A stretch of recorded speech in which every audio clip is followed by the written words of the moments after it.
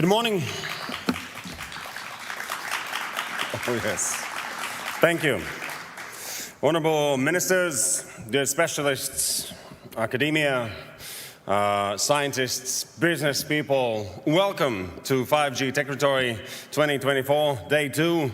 And since yesterday, we know that this hour's beautiful community will be called just Techritory, starting from 2025. And we know it since Nils Kalniņš yesterday's modest presentation at our communication event at the evening. So this is how we are going to look at our community now. It's getting broader, and we can include all sorts of Gs, 5G, 6G, 7G, no matter what G comes forward. And we are ready for that, or at least doing our best. I'm Valdis Melders, and I'm really honored to be here and see you again. So, if there just in case are the ones who were not here yesterday, were not here a year before, or ever, please put up your hands. We would like to see you and welcome you. No, just old-timers. Thank you. So let us begin. And please welcome for the opening speeches, Minister of Smart Administration and Regional Development of the Republic of Latvia, Inga Bērziņa. Welcome to the stage.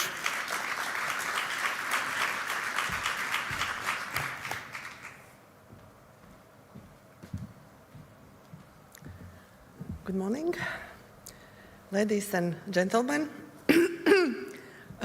We are gathering for the second day of the 5G Techritory event, discuss technologies enabling the territory of tomorrow. This event is no longer just about mobile connectivity.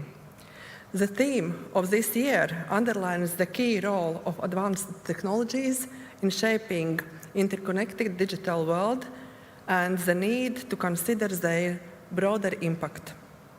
The digital innovation, implementation of 5G, potential benefits from 6G, quantum technologies, and security needed for the digital world are the topics we will dive into today. Innovation.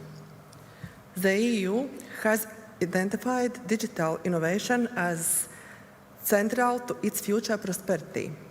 This includes areas like AI, robotics, big data, cybersecurity, and 5G technologies. The Digital Europe program and other initiatives focus on building digital capacities in critical areas like AI, supercomputing, data infrastructures, and digital skills to fuel innovation in Europe. Our national industrial guidelines envisages increasing innovation capacity as one of the main directions to improve the competitiveness of Latvia's industrial sectors and increase productivity and export to facilitate private and public sectors' investments in research, development and innovation, promoting the innovation ecosystem of large enterprises of the country, ensuring the establishment of a legal framework for the establishment of innovation zones and other measures. Connectivity. Today, we are going to speak not just about the take-up of 5G and developments on 6G. We will speak about a new manner of thinking in a new era of connectivity and the economy as a whole. Exploiting intelligent systems, engaging in global collaboration for increased cybersecurity, facilitating green processes, and the circular economy in manufacturing, and so much more. Europe intends to ensure comprehensive 5G coverage across the urban areas and major transport routes by 2030, fostering innovation, sustainability, and economic growth. On the national level, we are developing the electronic communication infrastructure to support the provision of continuous 5G coverage on the Via Baltic and Rail Baltic corridors.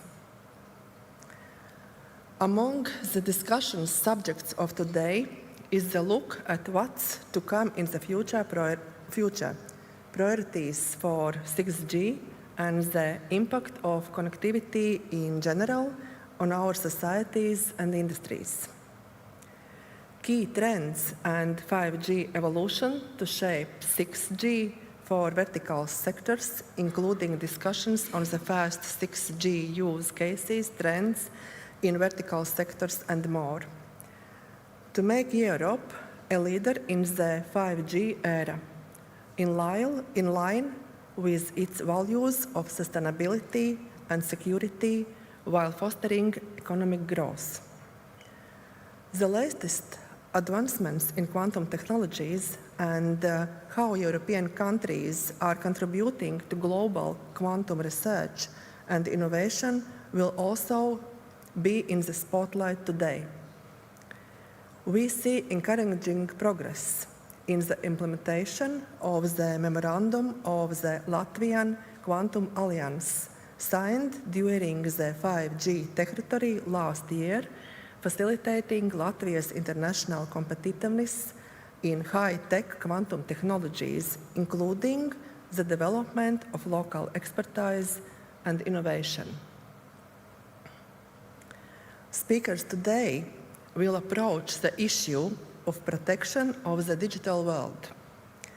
The digital security and defense require special attention. Secure networks, data, and quantum-safe technologies in data centers and indispensable to building a data economy and digital society. We must start thinking about and preparing for the transition to the post-quantum safety. And there, all parties need to work at the same time, public, private, and academia, to ensure this transition. A multi-stakeholder approach to trust and security is important to share views, ideas, and solutions on trusted infrastructure. Disinformation and AI deepfakes has become the single biggest threat and puts at risk electoral integrity. In Slovakia's elections last year, deepfake audio circulated, mispresenting a politician's stance on sensitive issues. The BBC investigation from July 2024 uncovered a network of Russia-based websites posting local American newspapers, using AI spread fake stories targeting the US election.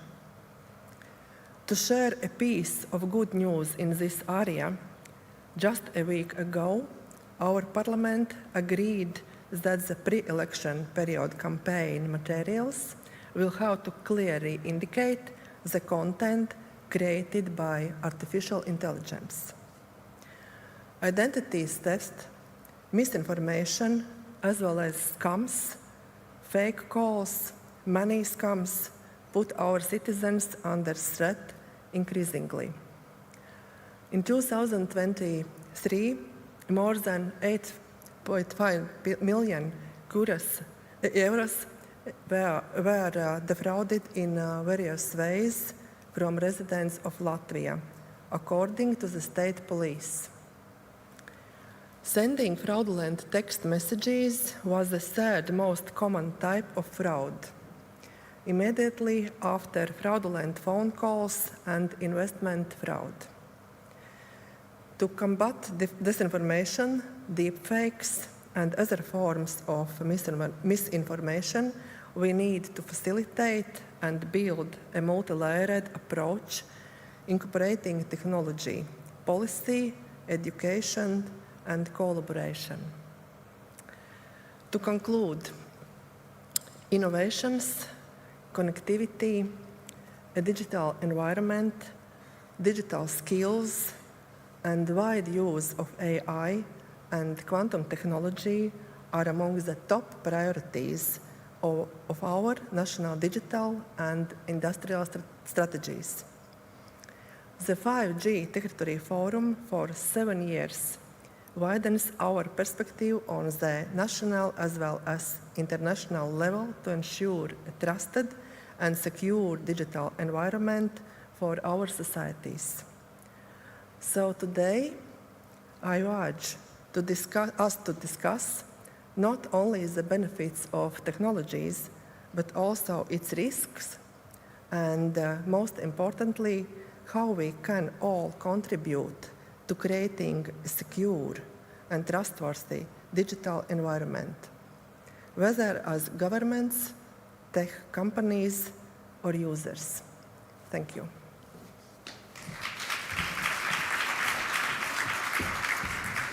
Thank you, Honourable Minister. So in Latvia, communications are responsibilities, or communication rather, is responsibility of Ministry of Transport. So please welcome Minister of Transport of the Republic of Latvia, Kaspars Briškens. Welcome to the stage.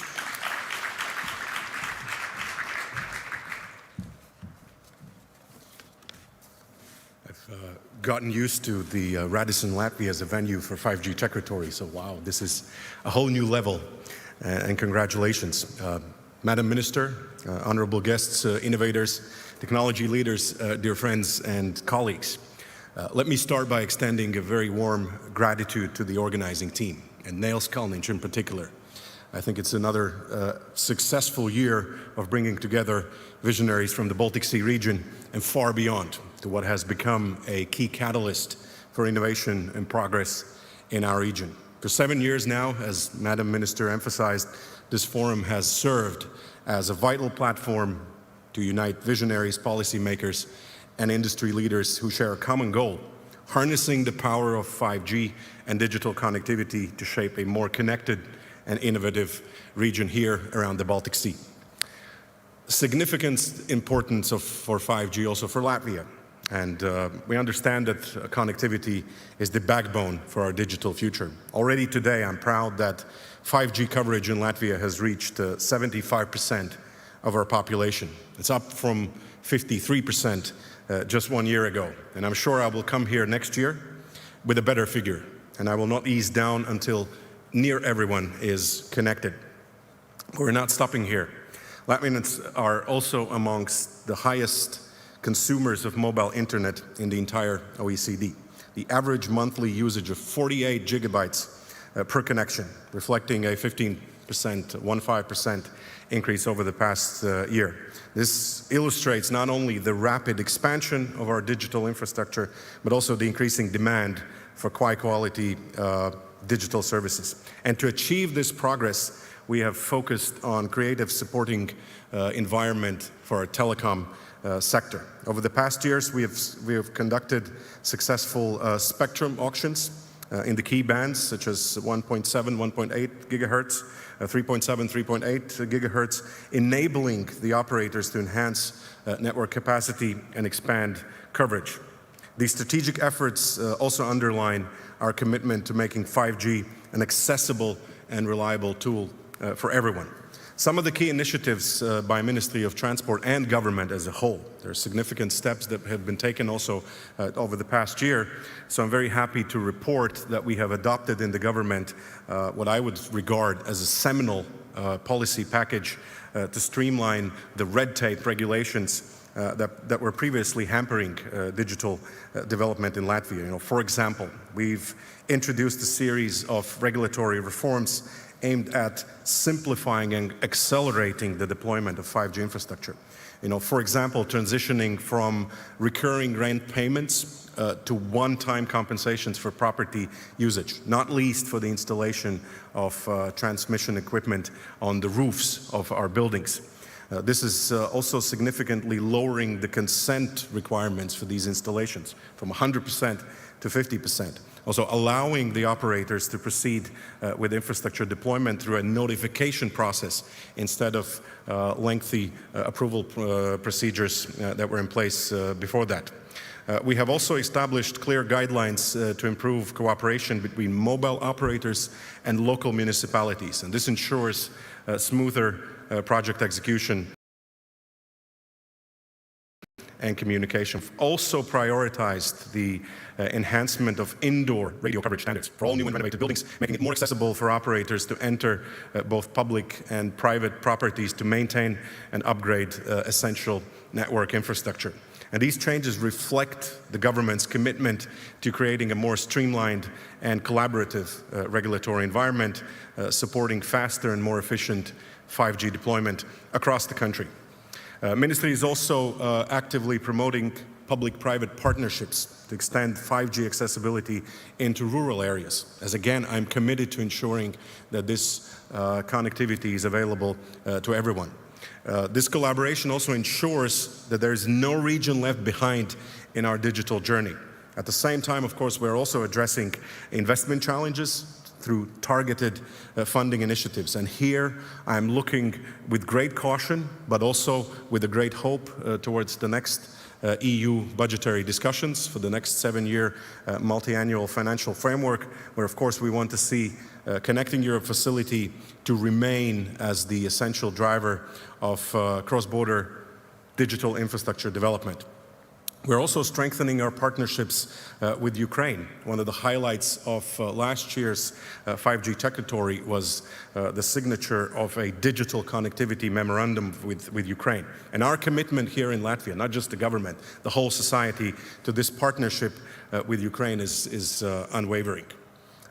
We are standing with Ukraine not only in its pursuit to rebuild its digital infrastructure, but also to align its policies with EU standards. And here we stand as an unwavering ally to Ukraine in Ukraine's path towards full integration into our European family. And let me reaffirm you on behalf of the government that we support Ukraine until and far beyond the victory that it will achieve in this very unfair and brutal war waged and initiated by Russia. We're also expanding Latvia's digital landscape. And one of the significant priorities has been quantum development. We have signed a quantum memorandum, initially with 11 participants, now expanding this important community. It's a community that brings together public entities, research entities, private entities, and one of the foundational pieces is the national level quantum communication infrastructure that's being put forward by the Latvian Radio, State Radio and Television Center. This project also integrates quantum key distribution systems with existing communication networks, enabling secure data transfer, vital for sectors like government and finance, especially at the age where cybersecurity is a universal concern. And Latvia's leadership in the quantum technology not only strengthens our national security, but also aligns with the broader European efforts to establish a secure quantum communication network across the EU, not just in our region, but across the entire EU. And here, I would like to also note the significant investments and efforts by LMT, or Latvian Mobile Telephone, having achieved a significant milestone of creating the first private 5G network in the Baltics. And I'm very honored that this has taken hold in the industry that myself and my colleagues represent. It's at the Baltic Container Terminal at the free port of Riga. So this is a great example on how we are fusing technological innovation with the needs of one strategic sector in Latvia, logistics in this regard. This is also a dedicated network that not only enhances the operational efficiency of this particular container terminal, but provides stable connectivity on the move and significantly improves data security that I just emphasized. LMT is also involved in the NATO digital backbone experiment in collaboration with our colleagues at the Ministry of Defense. It's yet another illustration on Latvia's growing role in secure and advanced connectivity solutions. And as I just discussed with Mr. Binde, President of LMT, we are indeed ahead of the curve in this. Latvia is on the innovation frontier in these areas in terms of integrating most modern available digital technology and the needs also for modern defense solutions.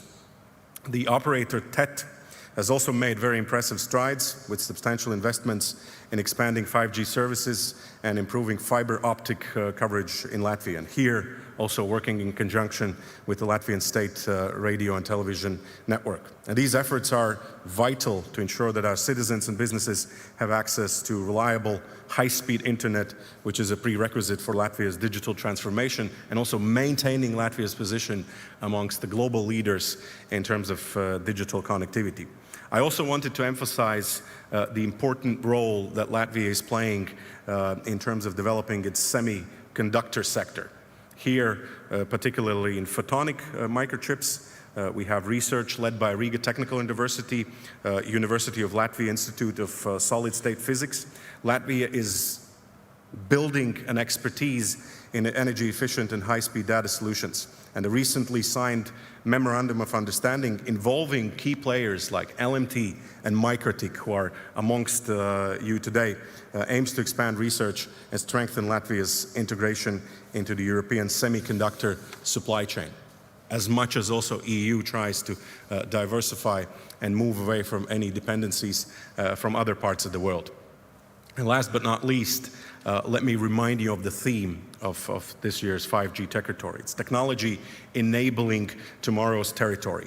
You know, for us, it's not just a slogan, it's rather a call to action.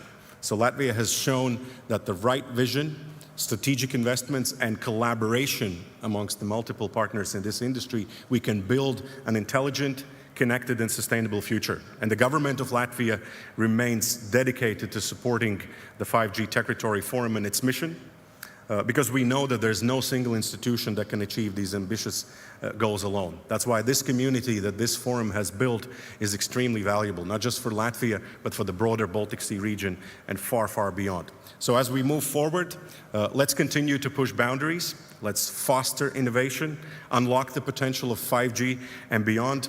And by working together, we can create a future that not only embraces the latest technologies, but one that also uses them to improve the lives of every citizen. So thank you for your work. Have a wonderful second day of the forum. It's my privilege to be here. Thank you very much.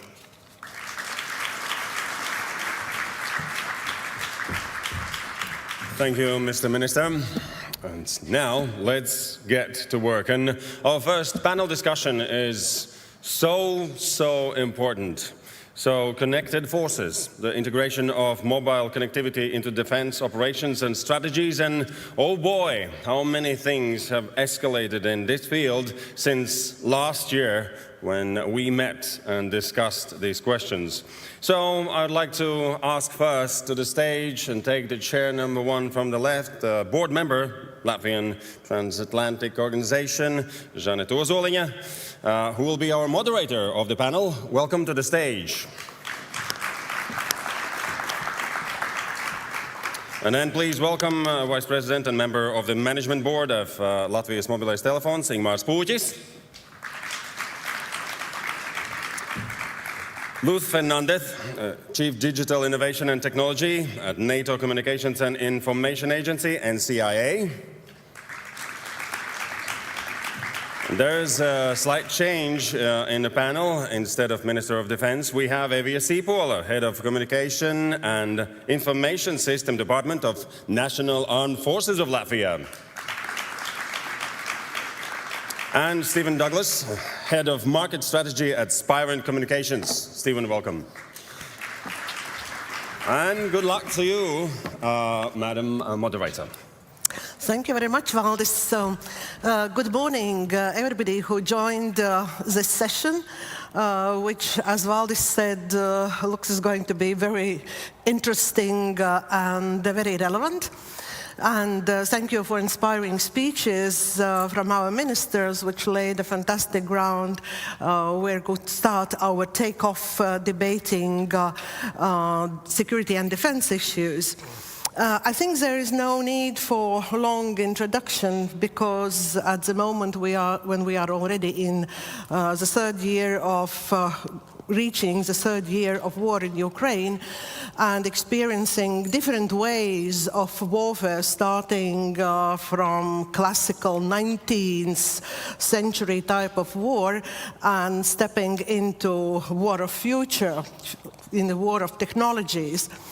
Such issues as mobile connectivity becomes a very decisive factor in winning the war and reaching peace and stability. Connectivity is not something which only delivers to economic stability and prosperity, but it is also a very important tool to reach peace, security, and stability for citizens. So we are going to discuss the defense sector, but it is not so much about defense, it's about security and peace for citizens. So therefore, a very wide range of topics. But to start with, I wanted to mention one quote which I recently read about the theme of future of wars, that innovative power of armed forces depend on inventions, ability to adapt, and ability to adopt. And today's panel members are exactly from those fields, from those who invent, who adopt, and who adapt. So therefore, I can't see the better setting of the panel debating integration of mobile connectivity in defense operations and also strategies. And I would like to start with the first question, which I would like to ask each of the panel members, because you are each representing different fields and areas. And I would like to start with you, Stephen. You are working exactly in a company which is inventing and adapting to some extent. What is the state of affairs of integrating mobile connectivity in defense operations? Please, floor is yours.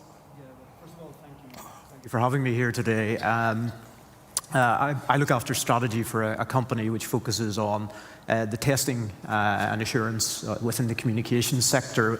And we work across globally the defense industry. And I think what we've seen in the last 18 months has been, from a global perspective, two strategic changes in priorities.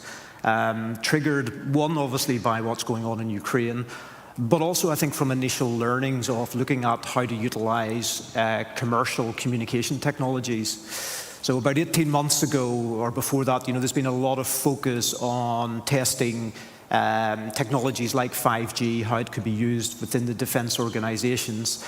And the outcomes of that 18 months ago were starting to demonstrate two critical things. One, there was a number of use cases which were highly applicable, but they were mostly for what I would call less critical types of functions, back-end functions, like on their bases, like for training, logistics, supply chains, all very valuable, and had one common denominator on it once it was tested. They didn't need any adoption of the 5G technology. They could take it as a dual-use technology. But the other learnings that we started to see globally coming out of the testing that was being done in the trials was that there was a number of other use cases which were more for the front end, so more for forward operating, engagement-based oriented use cases like command and control, like enhancements of ISR, that 5G, while it was applicable, wasn't at a state of readiness that could be adopted easily by the military. And it was lacking in areas to this, which it still is in many cases, around security, robustness, resilience, specific equipment requirements around it.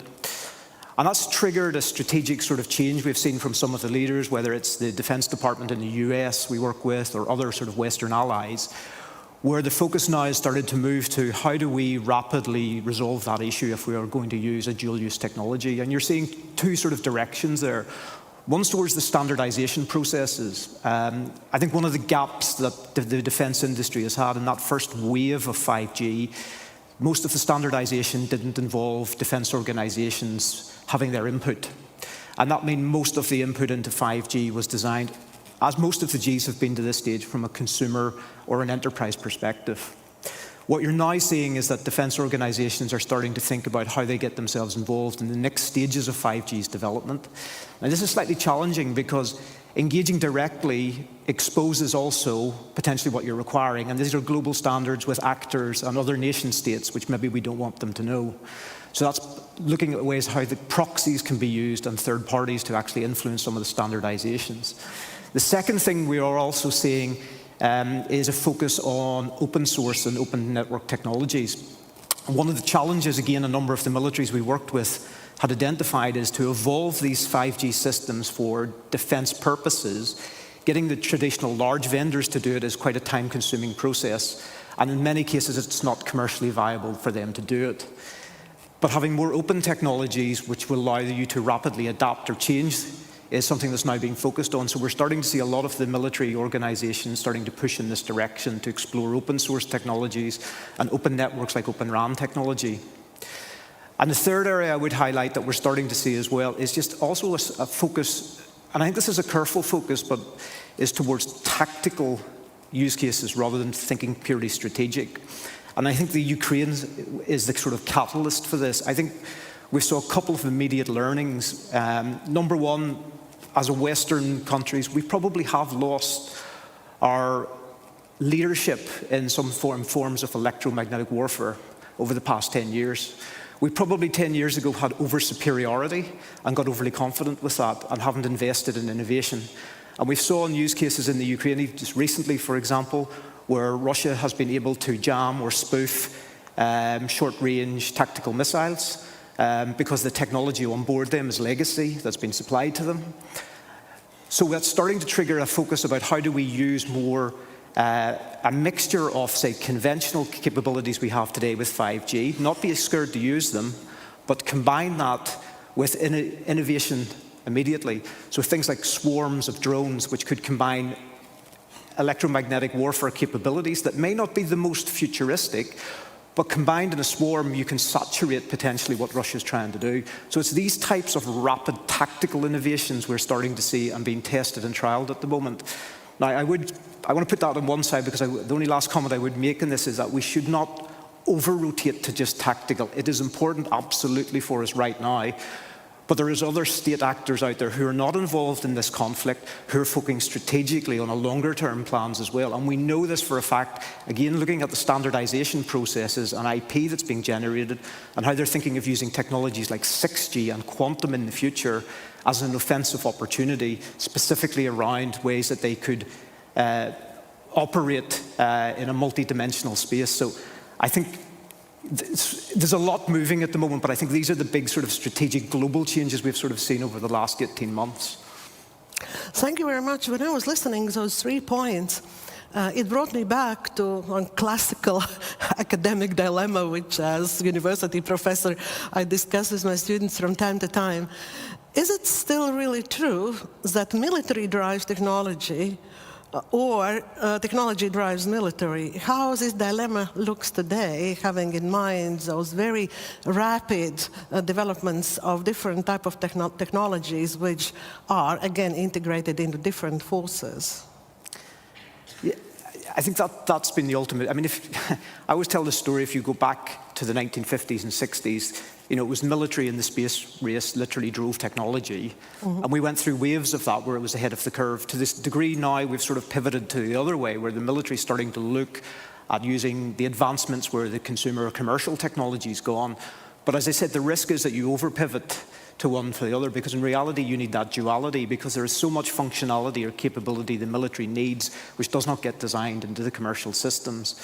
So I think that role of the standards becomes incredibly important. I think academia plays a critical role here also for helping rapidly prototype and test a lot of this capability, which may not on day one have applicability to the enterprise sector, which would drive the bigger investments, but it would allow its utilization within the military. And I think that's where we've started to see sort of a mindset change.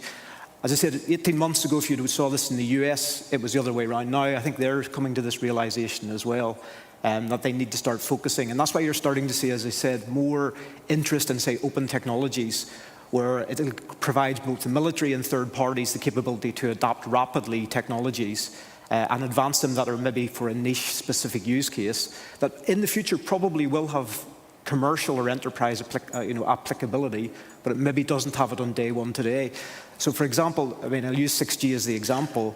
We know for a fact other nation states from a military perspective are not waiting for 6G to be to be delivered in 2030, in 5 years' time. They will have capabilities available in the next few years that will be early before 6G is standardized, that they'll be able to use from a military perspective, specifically areas like terahertz radio frequencies to utilize with ultrasonic weapons. We see that already coming. So there's lots of areas where research is leading to early utilization by the military, but it's not going to move itself into the commercial sector as fast. So I think there's a duality here. We know, of working together is the only way I can sort of summarize that. Thank you, Steve. Now I would like to ask you, Luz, you are here from NATO, and NATO has been always portrayed as a very connected alliance already, and the whole procedures, operability, interoperability, and more. So how does it look from a mobile connectivity perspective? What is the state of affairs in NATO right now? Thank you. So, so within NATO, I'm part of NCIA, which is the NATO Communications and Information Agency. So just to give a brief introduction on it, we are, let's say, at the forefront of tech and cyber within NATO. And we are also, and this, I think this is key, one of the things that we do is we provide unbiased information and advice to our allies, to our different NATO stakeholders, which puts us in a position where we can look at things quite holistically, and that is actually the view that we have. So within NCIA, actually, we have quite a holistic view. So we don't only talk about connectivity, we talk about how the different technologies that we're looking at today, moving forward and in a horizon, let's say, of around 2030, would interconnect and would be interdependent. And then you need to start thinking about not only connectivity in the sense of 5G, for example, but how do we provide the right cloud infrastructure? How do we look at things like cybersecurity? How do we look at things like resilience? And we take into account all of those. Now, focusing specifically on what we're doing in 5G and beyond, I think we have two dimensions that we look at. One of them is capability. So from a capability development perspective, what do? We first of all maintain quite a technology watch, like I call. And I don't know if any of you might be familiarized here, but we do even have like a quarterly newsletter that we issue on 5G, looking at everything that's happening around next-gen networks and beyond. And we look at different scenarios and different possibilities and use cases within defense of this 5G technology. We look at it specifically on the tactical operational area, which is the area where we're looking at future capability development. We do research. And the second dimension that we look at, and you've already mentioned it actually, is interoperability. So within interoperability, and specific at NCIA, we're focusing currently a lot on standardization, because we think that standardization is one of the biggest challenges we have today if we really want to become truly interoperable and we want to enable everything to come together, and 5G in this case, or and beyond, let's say, as the basis to be able to interconnect everything. So those would be the two key dimensions. One is capability development, and the other one is interoperability. Now, if we look at specific initiatives, some of the things that we're doing is, one, we conduct research, and we are actively involved in research around 5G and around 6G already. Two, we also have, and we're looking at NCIA at establishing a 5G testbed, where we can look at specific military use cases and applications that we need, and how do we implement that in a, let's say, in a military environment. We also have a multinational project that we've just recently established, which is a multinational effort to actually have 5G and look at different use cases from a more global perspective. So what is not only the applications that we could see from one nation's perspective, to put it this way, but from several of them. NATO-wide, and it was just mentioned in the speech before, there is also an initiative on the digital backbone rapid experimentation around 5G, and we are heavily involved in all these initiatives. No? So. Thank you very much. And are you following also research done around the world? Do you following, for instance, how also those startups, not in very friendly countries or even potential adversary countries, are developing different technologies to be used in defense sector? I think that this is, and probably it would give her a long talk, I think that one of the things that we need to look at is that when we look at a security perspective, for example, from 5G, in many times we address 5G from, okay, we need to address security and communications. There's also things when we talk about a non-commercial environment that we need to address, issues like what is the exposure of targeting that we're vulnerable to, what is the exposure that we have of being detected. And so that requires that we look at different technologies that are being developed by different companies. Within NCIA, probably around research and around having, let's say, a bird's eye view of what is happening, at the beginning of October, we presented NCIA's technology strategy. We had a first consultation event, in which precisely we presented 6 key technology pillars. One of them was next generation networks. To this consultation event, we invited, in this case, let's say NATO scope, industry players. We also invited academia. We invited non-for-profits. We had different NATO stakeholders there. And we presented what our aim was, why we had selected these 6 key technology pillars. We had a specific panel on next generation networks, and we searched for their feedback.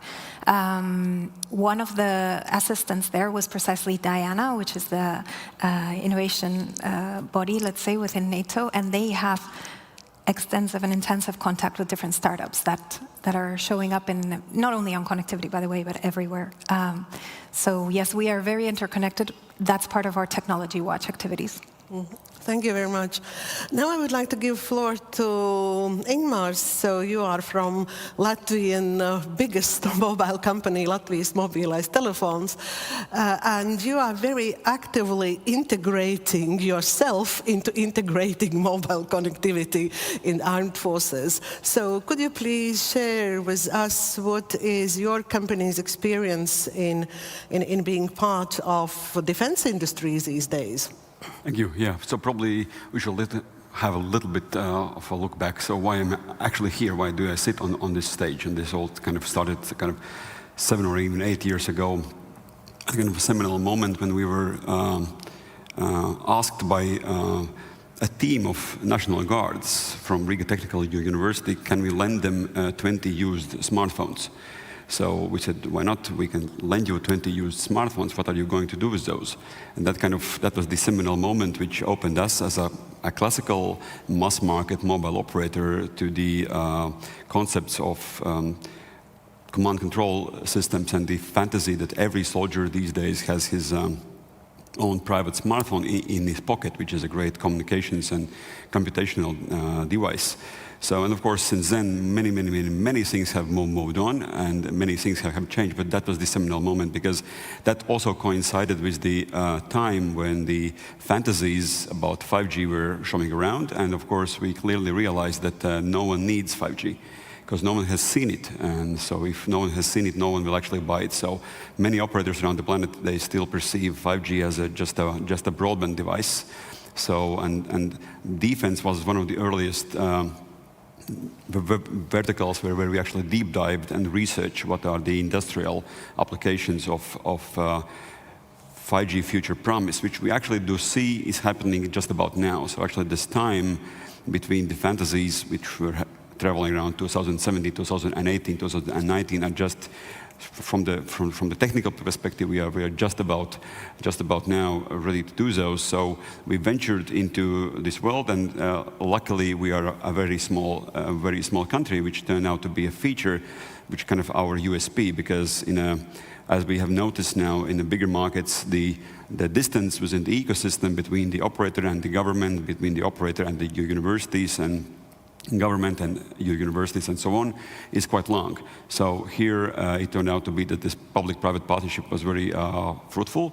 So we actually set out together with our armed forces and the ministry to build this first 5G military testbed, which is actually inbuilt within the military range here, which gives us the possibility not only to join like Nokia and Ericsson under one roof, but that this one roof is actually located within the military range, which is also a home for certain battle groups of certain different countries, with all this security, which gives us also the possibility and test and integrate all the so-called green stuff, all the also the military-grade technology, which also, and this all coincided with the moment, as I noticed, that actually NATO was turning its head back to civilian sector, because probably militaries around the world have noticed that civilian technologies in communication in many theaters around the world have surpassed the capabilities of classical military communications, being way more cheaper, way more adaptable and versatile. So,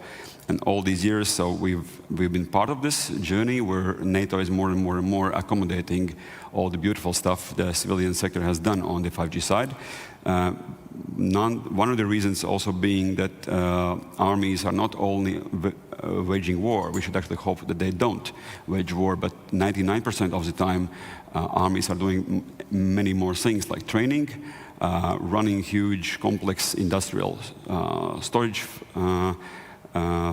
and many more industrial processes that are much more alike to a seaport or some manufacturing company, being very, very complex. And so what we've seen so far is that thanks to this good cooperation between our government and armed forces and us, actually, we've been able to venture very far from these 20-use smartphones into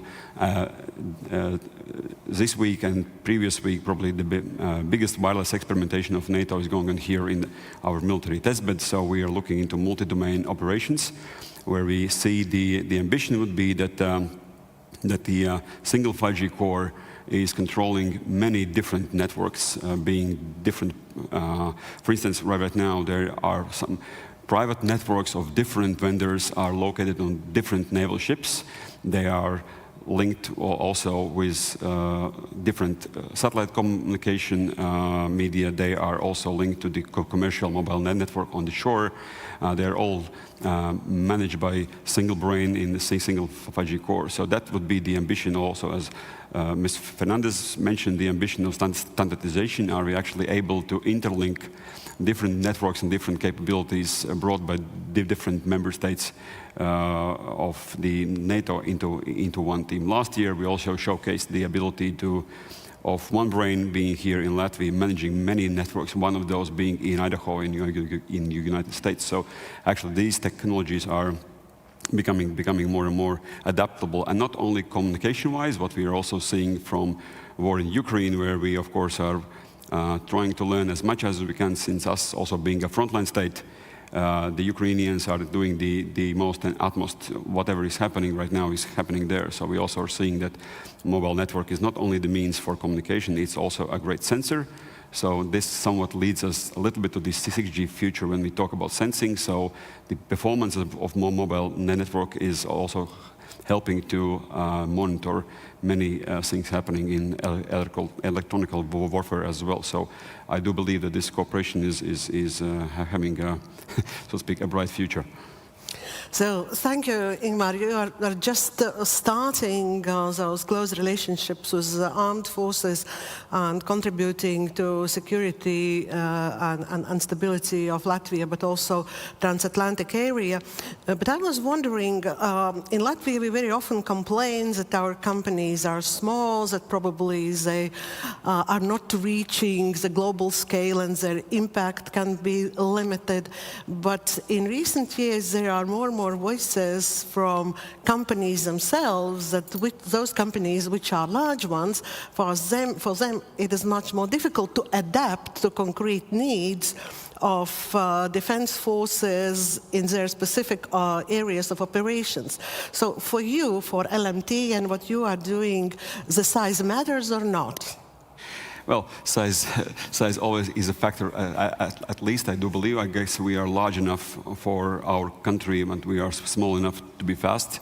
This is interesting. We didn't know it before. We've learned it, so to speak, over the last years, that actually this ability to discuss stuff quickly and agree within the ecosystem quickly. Like, for instance, if you want to do some exercise with jamming the network on larger area. In a bigger country, that would take a year to actually accept this between different authorities, being military, aviation authorities, and many, many more. So in a small ecosystem, this is much more achievable. And combined with the principle, I think, which is growing in fame, the principle would be get your hands dirty. I mean, not only dwell into PowerPoint, but actually as soon as possible try to do some physical stuff, try to do something in particular that actually helps you to grow a team both on the company side as well as on the army or the government side that actually has seen stuff happening, and combined with the speed within the ecosystem, that actually helps,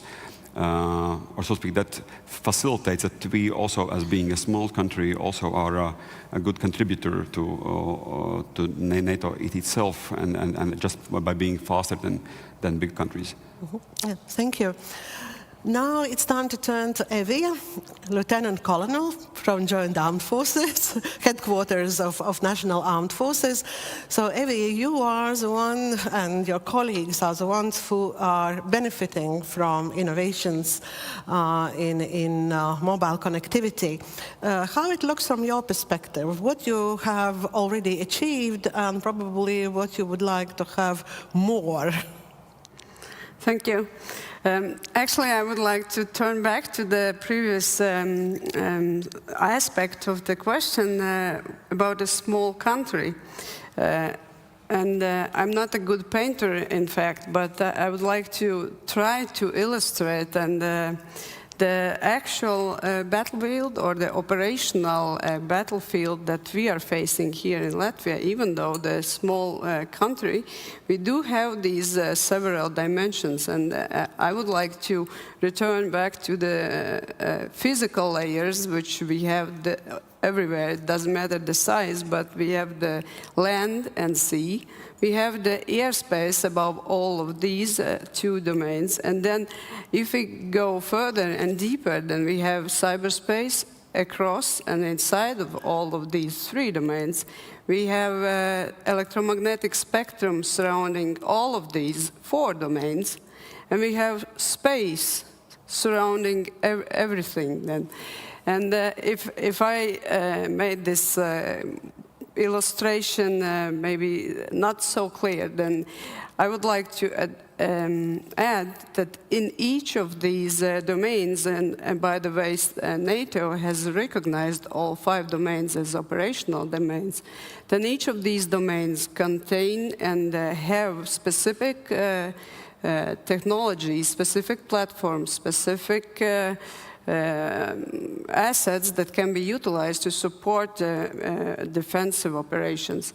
And each of these specific assets being placed in each of these layers need this connectivity to each of the other domains. So this brings us back to the multi-domain thing, multi-layered thing, and multi-spectral thing. And what is the military perspective, that all of these need to be interconnected for timely and sensitive, let's say, targeting, for timely decision-making, for support of all effectiveness of the defensive operations. And what from the military perspective is maybe important to emphasize that all of these technologies are actually supporting the warfighting functions that has to be achieved and to get this effectiveness. So that if we go back to these functions, that these are being the command and control already mentioned, and information as such, and information as we know who owns the information first, that one controls the battlefield. So speed for the information gaining is very important. And all of these initiatives that are being developed across the industry is really the ones that are being adopted and adopted to in the military as well. So I would say that would be the ones illustrating my perspective, though. And if I I would like to continue a little bit on the same note which you ended up. So there are a lot of demands, having in main those 5 domains which are relevant for the defense sector. What, from Latvia's perspective, looking at defense thinking, defensibility of the country, being from the perspective of being part of NATO military structure, from technological perspective, what would be now demand number 1? What you would name as a demand number 1? What I would like to emphasize the multinationality here in Latvia. We have different partners and coalition forces here in Latvia deployed, and the interconnectivity, the interoperability, and connectivity as such between those different operators, different forces here is vital for communications, for data exchange, for informations that brings up together the decisions, and these are the requirements that currently are not really solved, and we know that there are sensitive informations for each of those nations, and we have our own secure things and informations that we maybe are not able or not willing to share. And then all of these requirements have to fulfill these needs so that the information exchange can be achieved. No matter what is the classification, what is the security. So the forces have to be interoperable. And yeah, I would say that this is the biggest challenge at this time, to find the best solutions in each of the, let's say, levels. We have the tactical level, which are the closest forces operating together. We have operational levels, conducting and doing the planning and synchronizing all the activities across all the domains. And we have also the strategic level that also require that information at the speed of relevance to take the decisions, to have the right consultation timings and everything. Mm-hmm. Thank you. We have some minutes also left for Q&A session. So Valdis could assist us with microphone. If somebody would like to ask a question to our panelists on mobile connectivity in defense sector, you could raise your hand, and now it's a moment to ask questions. Oh, there is Valdis there. Sure. Yeah. Please announce yourself, and then I'll come back. Yeah, there you go. Thank you very much for the interesting discussion. I'm Uwe Herzog. I'm Euroscom. We are a small company in Germany. And I have a question about how safe it could be to use 5G, 6G technologies for military application. And what I have in mind is that these type of networks, they are mainly designed for use by residential customers, by companies, etc.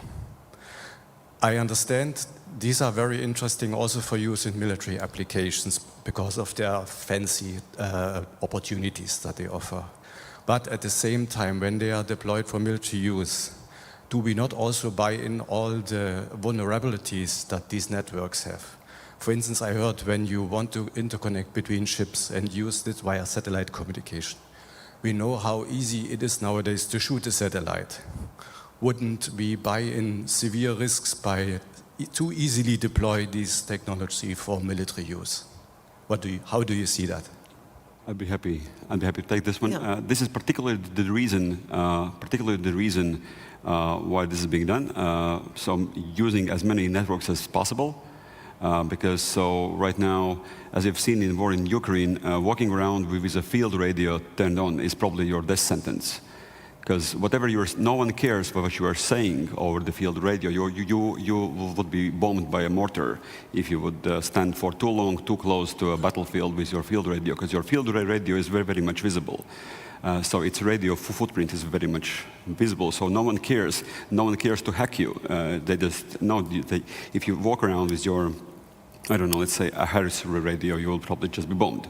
So this is one aspect, so it doesn't matter. So the other, what actually matters is how many networks can you actually use simultaneously? Can you integrate your private mobile network? Can you integrate your commercial network? Can you integrate satellite communications? Can you integrate field radios?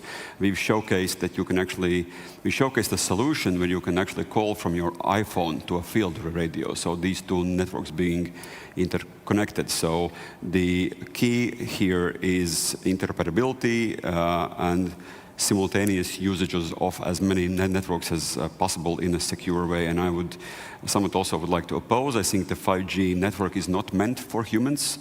It's not needed for humans. Everything that could be addressed in a plain old broadband could be done by 4G networks.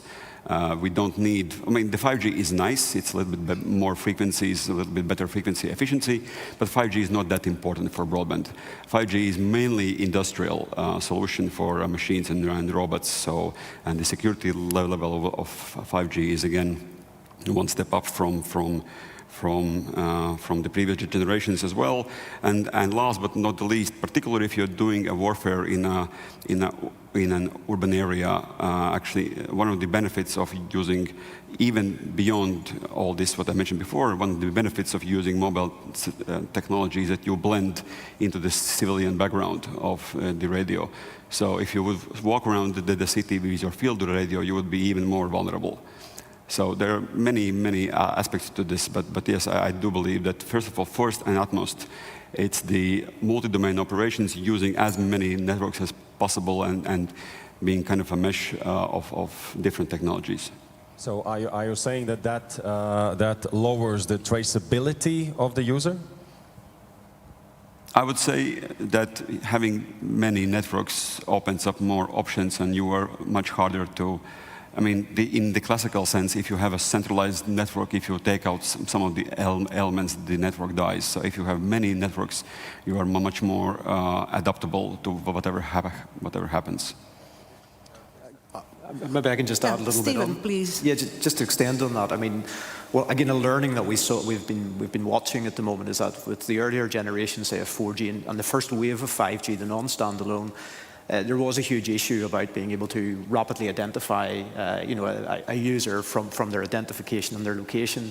Standalone 5G actually brings new capabilities in that actually prevent that there. So there are enhancements in addition to, I absolutely agree, it is about multi-networks, not depending on one, but there's a lot of additional capabilities that the military is now looking at to create that security. So combining things like standalone with private networks rather than being dependent on the public network. Although there is an interest in using what they call operate through, where you could use a public network. Secure slices are being looked at, how you integrate tighter with satellites to use secure bands that are available to the military today, in addition to unsecure. So again, it's this whole combination, but I think it is interesting that we're starting to see more and more capabilities, which were initially, by the way, designed from an industrial perspective to provide security in mission-critical industries, but are now very applicable also now to the military and to create new levels of security there. So I think that's a positive step forward, and that's why you're starting to see more interest in adopting it. So to your ship point of view, and in many cases you're seeing a lot of trials today where they're creating a private network on board the ship itself, or to create interconnected battle groups, where it's a private 5G standalone network integrated with satellite comms, integrated with HAPS, to provide sort of that their ubiquitous multi-dimensional network from land, sea, air, and I think that's potentially where the future is going. Yeah, Luz would like also to respond, sorry. Yeah, just to add into what they were saying, I think we also need to look at two dimensions, in my view. One of them is we know that through, let's say, 5G and beyond, we can now cover, let's say, maybe 70% of applications. And like the person who was asking was saying, we do have, and we look at most applications coming from the industrial. We still have to look at the military, let's say, classic or older systems to have a fallback on that. So we also look at this type of technology from an augmentation perspective, meaning that interconnectivity can enable, let's say, the classic systems to also continue acting. That would be one. The other one, and I think this is key, is that it's key to have the proper research and the proper experimentation basis when we look at how we deploy specific technologies in military use cases. Many times we see that there might be a temptation, let's say, to take off-the-shelf solutions and go ahead and experiment in a military context. And then you might see that the band is not the right one that is being used, or that we're not looking at the right conditions in which we're testing. That this could happen, for example, in maritime, right? So I think there's two things. One is we need to look at it from the sense of augmentation and taking into account a word that has been named a lot here, which is resilience, which is we cannot only look at one, and I fully agree with the multi-network position. But the other one is it's key to have a proper basis before jumping into experimentation and really having a scientific method when we look at how we apply these technologies into the military specific use cases. Thank you. There was one more question. Sorry for letting you wait for so long. That's okay, thank you. Dean Bubley from Disruptive Analysis, and I also help run the 6G Reset Initiative. Within 5G, there are many sort of elements and different releases, and then with each release of 5G, there's lots of sort of optional add-ons and features. When we're talking about defense, do you look at the whole entire span of 5G, so the things that are for ultra-low latency or for XR or for non-terrestrial networks and drones, or do you just use mostly the radio and then essentially create your own features on top of that? Thank you. I could Please. start out with one of the first experimentations was actually particularly about the XR. One of the use cases was experimenting, can you do the training of different teams from different geographical locations within one virtual space? That was one of the earliest actually use cases, because as I said, armies are not only waging war, they are doing something else most of the time, like training. So training is one of the key topics for all the military. So actually adoption of augmented reality and XR is one of the topics.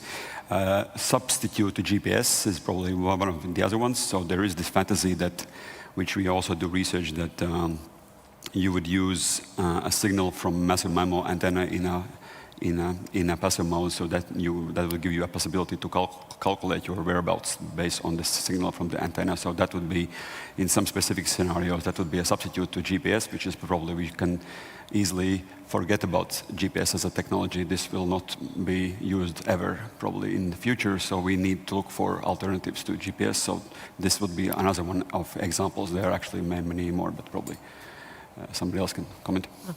Eve? In addition to what Ingmars already mentioned about the integration of XR and substitution of GPS, we also have the initiatives integrating also the normal tactical communications into the 5G. So interoperability between these is also an importance to have the battlefield extended also outside the maybe urban areas, and to be able to operate or to extend this 5G bubble more. So, but yeah, as mentioned, we do the training as our basis, and then all the initiatives that can supplement to this to allow us to, let's say, utilize our PACE plan, which is the primary alternative contingency and emergency plan for the networks. So all of these additional add-ons and options that can be utilized is always an option also for us to choose and to be able to integrate them into our training and to be able to adapt to these options and technologies. Thank you. Yeah. Stephen, please. I mean, just to add to that, Dean, I mean, you've just heard, I think what we see from the testing and the testing demand of where they're interested in looking at, it is multidimensional, because what's needed for, say, peacetime, as was just highlighted, and on a smart base probably brings in more 5G capability than, say, if you're out on a forward operating environment where radio probably becomes actually more important. So, for example, we're seeing a lot of interest and demand in using the sidelink technology in 5G to create mesh networks for allowing direct device radio comms. Now that's got applicability back on the base, but it's not likely. I mean, there's more use cases like using augmented or virtual reality. You're seeing more use cases where the 5G core is involved there as well, in terms of creating even just independent slices on the base for specific levels of security and giving access to troops while they're there because they're using it as well for own personal use. So you see a lot of those types of use cases. I would say the one challenge that we have seen for many years, and this isn't just for the defense sector, is that in the multiple releases of 5G, we're coming up to sort of release 18 now, there's a huge menu of features that have been defined. And in reality, when you look at even just commercial operators, probably only 20 to 25% of those are getting adopted. So there's a lot of capability that has been defined but hasn't been commercialized. And that doesn't mean there's good capability in there, but it does become a little bit of a menu of which ones are going to be the most relevant for which use cases. And I don't think yet, from what we see, there's a lot of experimentation and learning. And I think that you highlighted one of the best points there. There's a lot of research and testing and trials that need to be done. And a lot of countries are now starting to look at concepts of how you can do this, both physical, which is difficult for big countries, as was mentioned, because you can't necessarily close down airspace that easy to do large, say, jamming events. But could you do that digitally? We're using like digital twins or virtual environments to create wargaming, and we're seeing more and more demand or interest around that as well, to understand what type of resilience and mitigation mechanisms you could actually build or put in place. Mm-hmm. Thank you. Any other questions, please? Yeah, just put up your hand. So here. Yeah. We could take the last question because the time is running out. Thank you. Ingrid, I represent Latvian Council of Science, and I work a lot with international projects in security field covering dual usage, civil and military application. Thank you very much for insightful information. And okay, considering very crucial area you have mentioned, that especially in the military field, in the defense field, it is a key technology point to ensure interoperability, openness, and scalability. And maybe a very practical question from my side. We know we already have an existing domain with long-time working technologies, and we have our 5G and beyond technologies. So from technological perspective, I know as an engineer myself, former engineer, that one of the biggest challenges it is to ensure this integration and compatibility. It is yet novel and stable. So from your point of view, what will be the greatest challenge in integrating existing technologies, with the new ones, with the approaches we are going further, For example, you have mentioned also that one of the challenges could be the broadband, the frequency band compatibility. We know that our goal is to ensure that everything works fine, it's functional, open enough, yet closed enough if we refer to the military. So could you mention some technological challenges and maybe your approach, how to solve them? Thank you. Thank you very much. Who would like to answer this question? Just a quick one. Okay.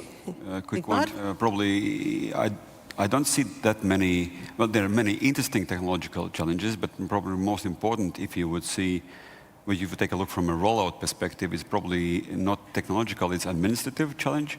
Since from my commercial perspective, now I've learned a little bit more about the lifestyle of defense industry. And so the procurement cycle is really long, and they are not so huge, they're quite tiny. So, and it happens slow.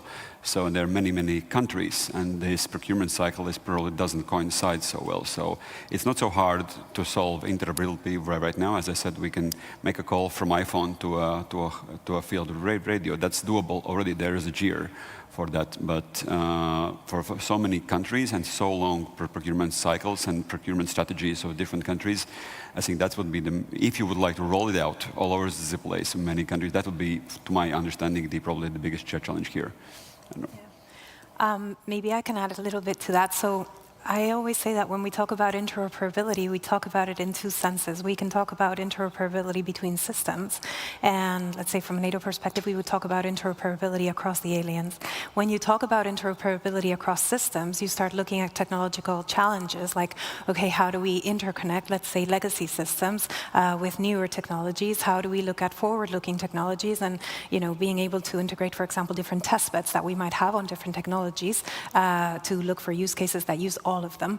That is one of the key challenges within NCIA, for example, when we look at the 6 key technology pillars that we're looking at. So let's say I could name space, cybersecurity, cyberspace, cloud, data exploitation would be another one, quantum would be another one.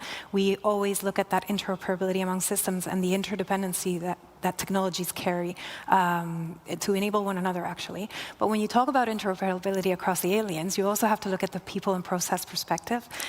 You have to look at things like maturity. You have to look at things like collaboration, which was also mentioned here. Have to look at things like what are the consequences, let's say, or the challenges, to put it this way, of isolated research versus having a more collaborative research and approach.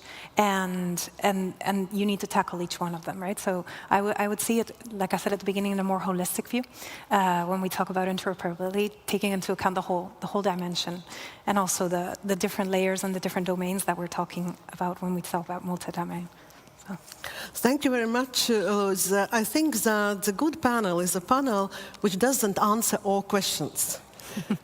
But at least I'm quite sure that this panel contributed to more questions, which means that there will be innovations, there will be adaptations and adoptions. So please join me in a round of applause, thanking our panelists. Thank you. And thank you, our moderator, Žaneta Ozoliņa. Thank you. And as we heard from some of our panelists, and Evie in particular, this panel shouldn't be answering all the questions. Thank you very much. Thank you. Oh yes, we are now getting specific. First, before we move on, Thomas, if you don't have your passport, you can get it at Radisson Latvia's reception. So, co-creation events and expo room LTMS will be on the 2nd floor. You go out through the back door there and to the left and up on the 2nd floor. That's also innovation and tech stage. So back door left. For policy and strategy stage, we will begin in 10 minutes. It's left, up, and to the right. So let's get to it. Thank you.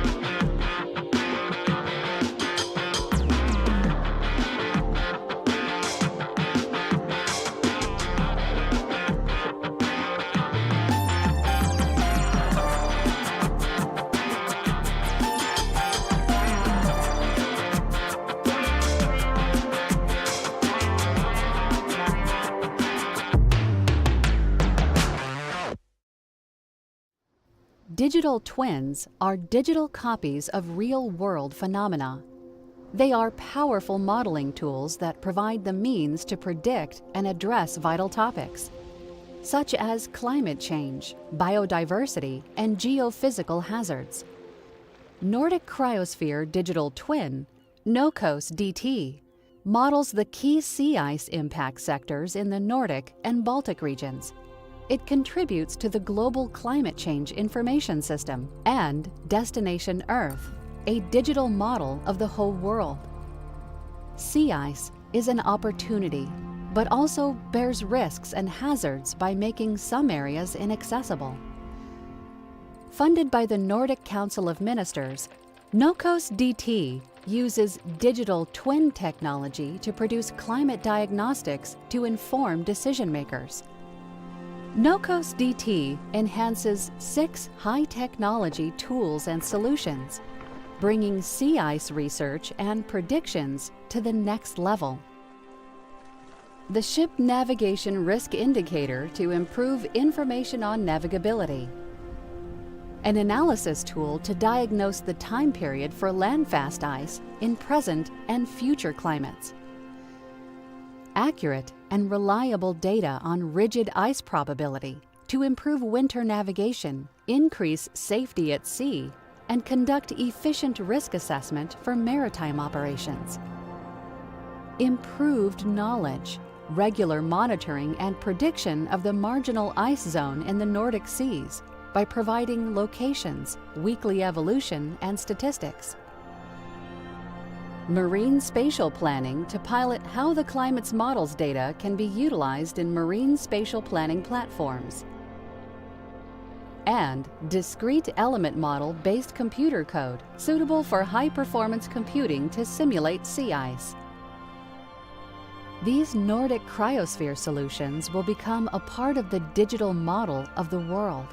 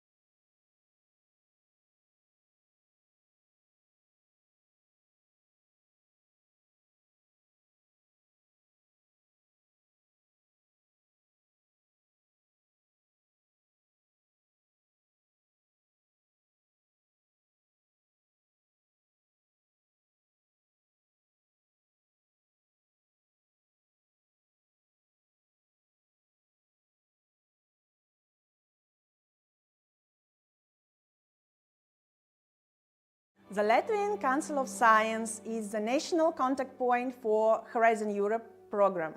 Our experts consult and organize informative seminars to ensure the program is visible and accessible to all the potential participants.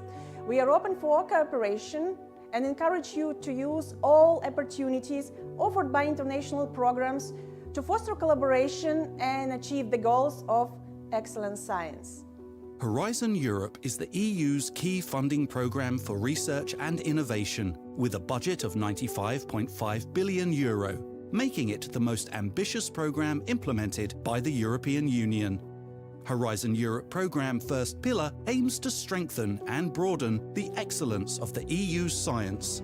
In the second pillar, research and innovation activities are carried out in the 6 thematic clusters: health, culture, creativity and inclusive society, civil security for society, digital, industry and space, climate, energy and mobility, food, bioeconomy, natural resources, agriculture and environment. The third pillar offers opportunities by the European Innovation Council. that are especially valuable for startups and SMEs.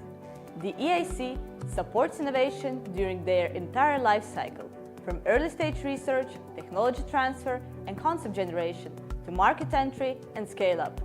Widening participation and strengthening the European research area provide an opportunity for Latvian participants to be coordinators and improve their results in international research and innovation processes. Horizon Europe projects are mostly submitted by international consortia, including research institutions, companies, higher education institutions, public administration, and public bodies. Latvia. It's a runway from which ideas soar and travel with the winds of the world. And so it has been from the very start. Difficult times have shaped us, refining our ability to try out, to experiment, and ultimately, to see the value in both the simple and the complex. Whether it's snow and ice paving the way to brilliant victories, or cutting-edge military communication technologies safeguarding security and bridging connections across the globe, the people of Latvia infuse heart, creativity, and power into every string they touch. It's in our nature to be part of nature, embracing the challenges of today and tomorrow on a global scale, surprising others with our skills and determination. Where does our strength spring from? It comes from connecting eco-friendly with essential, traditional with futuristic technologies, craftsmanship with visionaries, voices with dance steps, and hard work with the sweet fruits of labor. We're right here, amidst forests, rivers, meadows, and the sea, determined to ascend towards the next accomplishments. Latvia, it's a playground for creative experimentation, a connector of worlds, always ready for new challenges. Restless in nature, united in mission. Mission Latvia. This is Latvia, a member of the EU and NATO with one of Europe's fastest growing economies and rapidly growing foreign investments. Let's see why investors choose Latvia. Eric is an investor. He chose to invest in a Latvian company. Now he has obtained Riga Airport with more than 100 unique Air Baltic destinations, and Riga City as the air hub of the Baltic and potentially the entire northern region.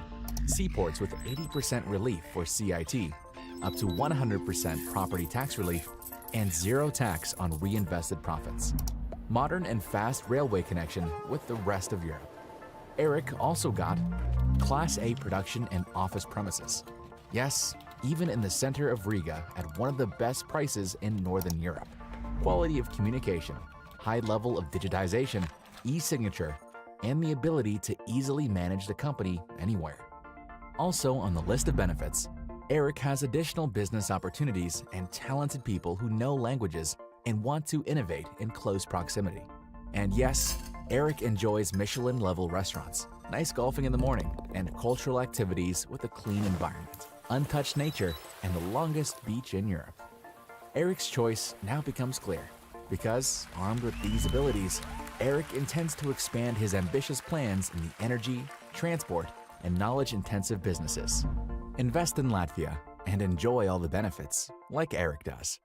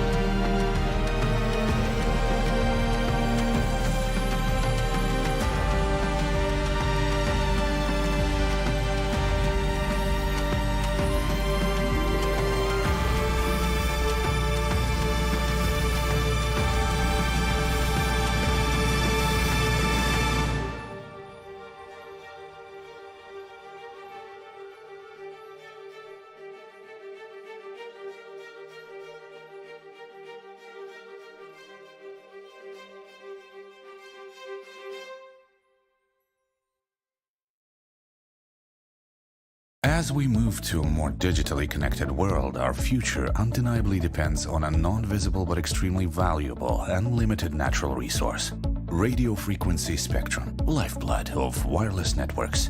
It has to be shared between different services, technologies, users, and countries.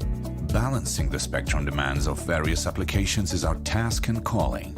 In other words, we provide electromagnetic compatibility, the ability of existing and future wireless gadgets and systems to function acceptably in their electromagnetic environment.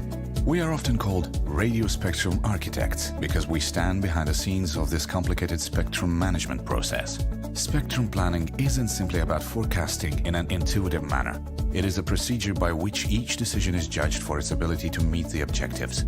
It requires us to be informed and able to respond to changing industry trends.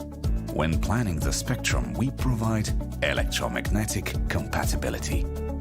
Today, radio frequency environment is more crowded than ever. Radio signals are everywhere, and it needs to be observed. Spectrum monitoring gives us the information needed to optimize spectrum for maximum utilization and facilitates the identification of illegal or interference signals. When monitoring the spectrum, we provide electromagnetic compatibility. With the rapid growth of wireless devices, coexistence without interference of all these gadgets has become a topic of concern. We carry out the relevant activities promoting installation and use of compliant radio equipment and restricting the use of non-compliant radio equipment. By doing it, we provide electromagnetic compatibility. The better the order in the radio frequency spectrum, the less interference we can expect. However, if they appear for some reason, who you gonna call? Interference busters. These are our guys. It's not hard to guess that by solving interference problems, we also provide electromagnetic compatibility. We're striving for continuous improvement in everything we do. That leads us to innovations. No matter big, small, tangible, or intangible, each invention takes part in a chain reaction that brings our customers closer to new technological opportunities and enables Latvia to become one of the most innovative countries on Earth. Sustainable innovations help us not only to grow our core business, but also develop commercial services that have value and industry demand. Wide range of customer-specific radio signal measurements, consulting and training on a spectrum management issues, radio monitoring software Skudra, that is unique self-made solution created for spectrum supervision. Yes, and game changer event, 5G Techritory. That is our invention too that we are proud of, because it gives us and our customers the opportunity to gain insights and inspiration from world-leading experts and innovators. You will ask how we deal with this. Thanks to our staff, that is our biggest resource and our power. Engineers by profession and innovators by calling.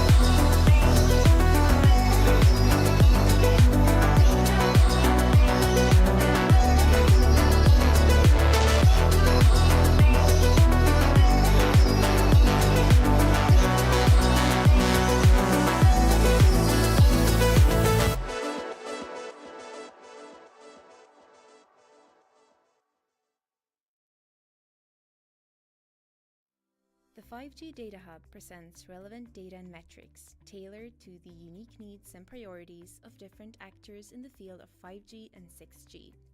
The tool aims to track 5G development across the Nordic-Baltic region, highlight innovative uses of 5G technology, and enhance cross-border collaboration by connecting stakeholders. Type in nordregioprojects.org/digihub and click on the data dashboard. The dashboard shows 5G coverage and 5G activities like innovations and testbeds. You can switch between the views by clicking on the icon. You can also zoom in and out using the scroll button and click on different activities to learn more. In the upper right corner of the map, you can choose to filter by country, urbanization degree, and percent of household covered. To the right, there's a search function where you can type in a keyword, like drones.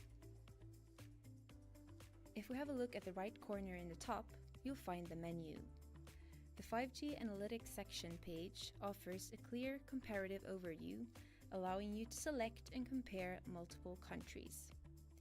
Here you can access the information coming from our 5G survey and get an overview of main vendors, 5G application development stages, types of networks, industry verticals, main operators, and 5G application cases technology. You can also learn more about 5G coverage analytics and filter it. Further down in the menu, you find the National Indicators section. Here you see the indicators specific to the Nordic-Baltic region from the Mobile Market DESI tool about 5G mobile broadband coverage and 5G spectrum. Additionally, you can access national reports in the menu and learn more about the 5G status for the country chosen. Discover things like commercial operators, rollout indicators, challenges and strengths, interesting initiatives and main verticals, 5G applications, and testbeds. Also notice that you can download the data.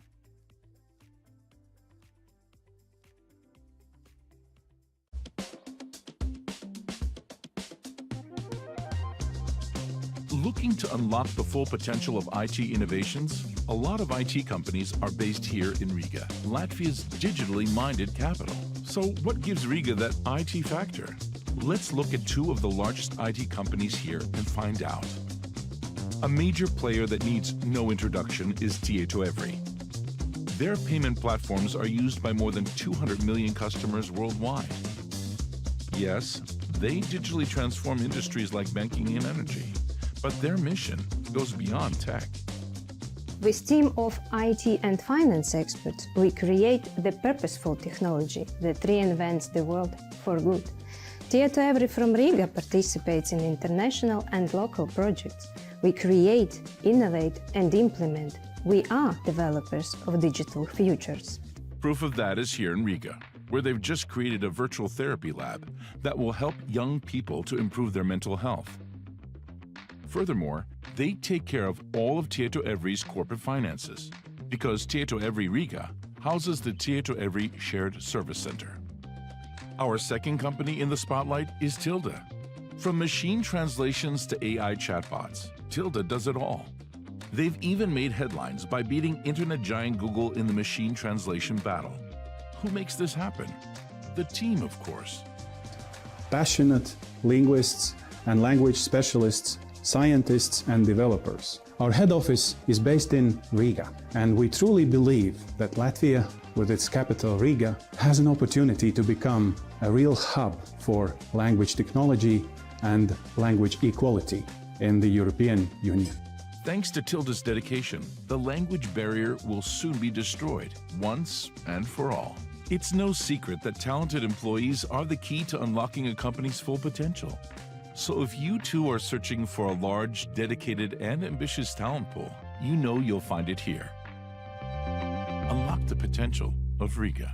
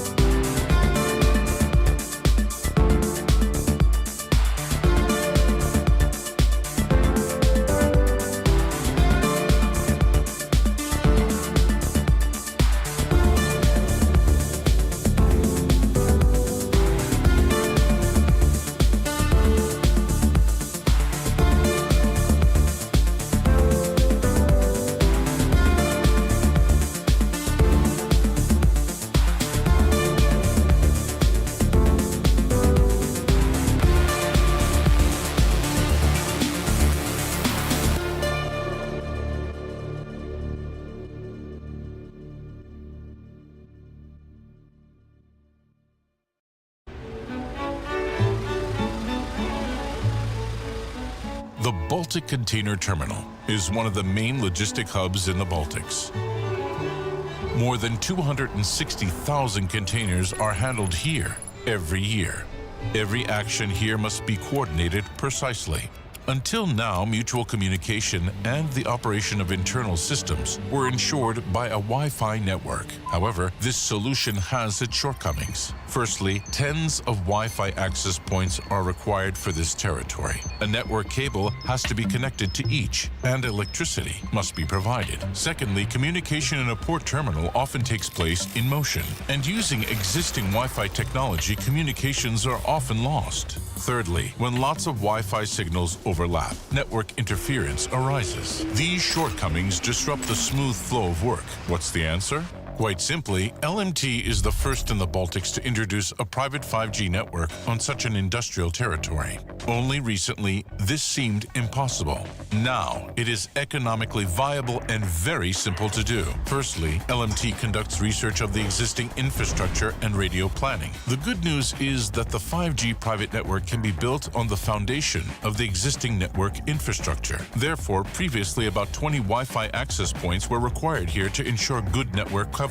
For a private 5G network, we only require 1 or 2 5G antennas, thanks to greater transmission power. The new private network technology can augment and replace existing network technologies.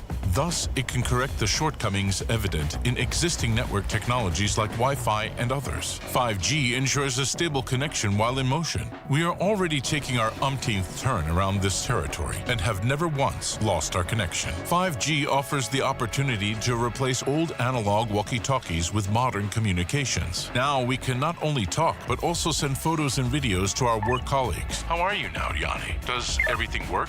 Yes, Carly. Everything is great. Thank you. The private network operates on its own separate licensed radio frequency.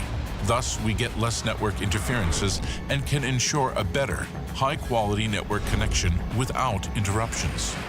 However, possibly the most significant 5G network advantage is security. As long as a special 5G private network SIM card has not been inserted, it will not be possible to connect to the network. If you want to own your own private mobile network in your factory, warehouse, or elsewhere, call LMT or visit systemas.lmt.lv and apply for a consultation.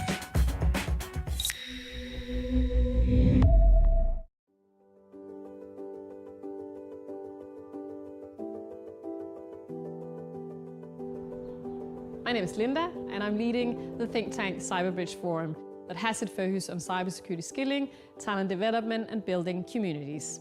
For the last 2 days, we have had 35 members gathered from all over the Nordic and Baltic countries. What is common for them all is that they're passionate, they're knowledgeable, and they're motivated to make a difference within cybersecurity. And I'm completely sure that we will make a difference because we can be able to collaborate across borders, do much more knowledge sharing, and actually make a huge difference by working together. I think that the Cyberbridge Forum fills an important gap because we're all small countries with limited resources, and cybersecurity is a big topic that covers several disciplines. The think tank has been a great way to meet colleagues from the Nordic countries and the Baltic countries. And I see their experiences in other countries which are more advanced in this area that we need to address in Sweden, so we can learn from. But also, no one has solutions for all the problems that we see. And there we can collaborate, coming up with curricula, for instance, for problems and issues and solutions. I think we're in an emergency. I think a lot of people in the cybersecurity community are basically saying the cyber war has already begun. And I would say that's probably true. And I think it's also important to have this kind of forum where people like me who actually come from the sort of tech community can talk to people who don't and in some sense see the wide gap and think about ways to bridge it.